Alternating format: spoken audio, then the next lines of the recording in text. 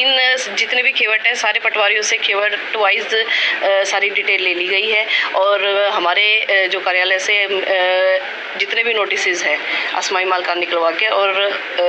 तक वो दे दिया गया है आगे थ्रू नंबरदार्स। इसमें हम क्या करेंगे कि हम 6 महीने का नोटिस दे रहे हैं, सभी जितने भी पार्टीज़ हैं सबको 6 महीने का नोटिस दिया जाएगा कि विद इन 6 मंथ वो अपनी एप्लीकेशन यहाँ पर जमा करा दें। जब वो एप्लीकेशन दे देंगे और जहाँ पर उनकी सहमति हो रही है तो उसके अकॉर्डिंग नक्शा बै बन के और उनकी पर्टिकुलर किला नंबर उनको दे दिया जाएगा, तकसीम कर दी जाएगी। मैडम ये घर वाली ज़मीन के लिए या खेत वाली ज़मीन के लिए? नहीं, एग्रीकल्चर ज़मीन के। जी जी बिल्कुल एग्रीकल्चर, क्योंकि हमारे पावर ही सिर्फ एग्रीकल्चर ज़मीन को तकसीम करने की है। तो इसमें यह है कि पहले अभी 6 मंथ का नोटिस दिया है, विद इन 6 मंथ वो हमारे पास एप्लीकेशन देंगे। 6 महीने के बाद अगर 6 महीने के बाद भी अगर किसी की सहमति नहीं बन पाती है तो उनको एक्स्ट्रा 6 मंथ का और टाइम दिया जाएगा। तब वेट किया जाएगा कि कोई भी पार्टी जो भी है उसमें से अगर सपोजिटली थोड़ा बहुत डिस्प्यूट तो आपस में हो ही जाता है कई बार, तो अगर वो सेटल डाउन हो जाएगा तो वो 6 महीने के बाद फिर जो CRO है वो इस चीज़ के लिए उसको अथॉरिटी दे दी गई है कि वो अपनी मर्जी तो नहीं कहेंगे कि वो पूरा मौके को देख के और जो बाकी लोग हैं उनकी सहमति के अनुसार उसको तकसीम कर दें। मैडम क्या कुछ मतलब दिक्कतें आ रही हैं, जैसे खेवट लंबी है और ब्लड रिलेशन में नहीं है, और मतलब क्या कुछ बेनिफिट है अगर छोटी खेवट होती है तो उठा सकते हैं? हाँ, इसी चीज़ को ही लोगों को बेनिफिट देने के लिए सरकार ने ये इस तरह का जो प्रावधान है सरकार लेके आई है, क्योंकि कई बार क्या हो जाता है कि अब ज़मीन की वैल्यू काफ़ी बढ़ गई है, कुछ मेन रोड पे रहती है ज़मीन, कुछ अंदर है, तो उस चीज़ को लेके ना लोगों में बड़ा आपस में फिर डिस्प्यूट हो जाता है। उस डिस्प्यूट को ख़त्म करने के लिए ही, ताकि लोगों के पास पर्टिकुलर नंबर आ जाए और कल को अगर उनको सेल परचेज़ करना है या कुछ भी काम करना है या अपनी ज़मीन पर कोई भी उनको किसी भी तरह का कारोबार स्टार्ट करना है तो वो ईजी रहे, उसको किसी भी तरह के मतलब अपना काम स्टार्ट करने के लिए उसको आगे कोर्ट में या कहीं पर भी ना जाना पड़े। जी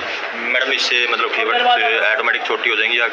वो जो ब्लड रिलेशन वाले हैं वो करवा सकते हैं? नहीं, ब्लड रिलेशन वाले के लिए तो आपस में है ही, हम ज़बानी तकसीम भी करते हैं और सेक्शन ज़बानी तकसीम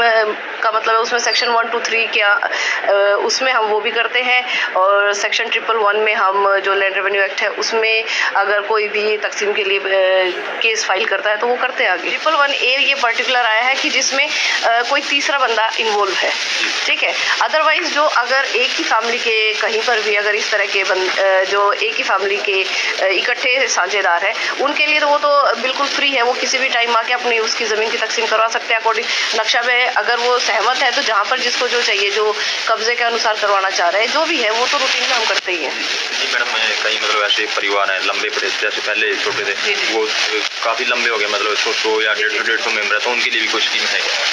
मैंने बता दिया ना कि वो तो रूटीन में ये पर्टिकुलर जो ये आया है कैसे अलग करवा सकते हैं? वो रूटीन में हमारे पास एप्लीकेशन लगाएंगे और उसके अकॉर्डिंग अगर उनकी सहमति है तो हम कर देते हैं रूटीन में। ये तो रूटीन का काम है, उसमें कोई दिक्कत नहीं है कहीं पर भी। ये तो वो चीज़ के लिए सरकार ने कहा है कि जहाँ पर लोग कई बार क्या होता है कि लोगों को जानकारी भी नहीं होती कि हम इस तरीके से करवा सकते हैं, तो ये लोगों को पर्टिकुलर एक ये बेनिफिट मिल जाएगा कि उनको पता है कि अब सरकार घर घर जाकर उनको बताना चाह रही है कि ये काम आप करवा सकते हो, मतलब आपको इसमें ना तो ज़्यादा टाइम लगेगा क्योंकि ये सारा प्रोसेस हार्डली 2 साल का रहेगा, ठीक है। 1 साल तक तो पार्टीज़ के ऊपर है, उसके बाद जो नेक्स्ट 6 महीने हैं वो उसके लिए हमें अथोराइज़ कर दिया है कि आप और जो लोगों की सहमति के हिसाब से आप उसको तकसीम कर दो, और अगर फिर भी अगर थोड़ा बहुत टाइम रहता है तो उसके लिए हम कलेक्टर से 3 महीने का टाइम और ले सकते हैं, और इसकी एक ही अपील होगी इस तकसीम की, वो होगी सिर्फ कलेक्टर तक, DC साहब तक। मैडम खेवट है क्या और रेवेन्यू रिकॉर्ड में इसका क्या महत्व है? रेवेन्यू रिकॉर्ड में जो भी ज़मीन अगर सेल परचेज या जैसा भी होता है, जो भी मालिक बनता है तो उसको एक पर्टिकुलर खाता नंबर दिया गया है, ठीक है। उसमें सब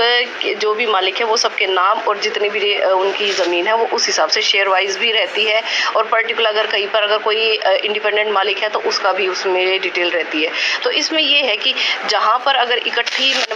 बताया जैसे पहले भी कि अगर इकट्ठी खेवट है तो उसमें क्या होता है, उसमें शेयर वाइज मालिक होते हैं, ठीक है। तो आपको ये नहीं पता कि आपकी पर्टिकुलर ज़मीन की पर्टिकुलर आपका किला कौन सा है, तो इस चीज़ को आइडेंटिफाई करने के लिए ये वाला जो प्रावधान है सरकार लेके आई है, ताकि कल को अगर किसी को भी इंडिपेंडेंट कोई काम करना हो तो वो ईजी होके और बिना किसी के हस्तक्षेप के वो उस काम को कर सके।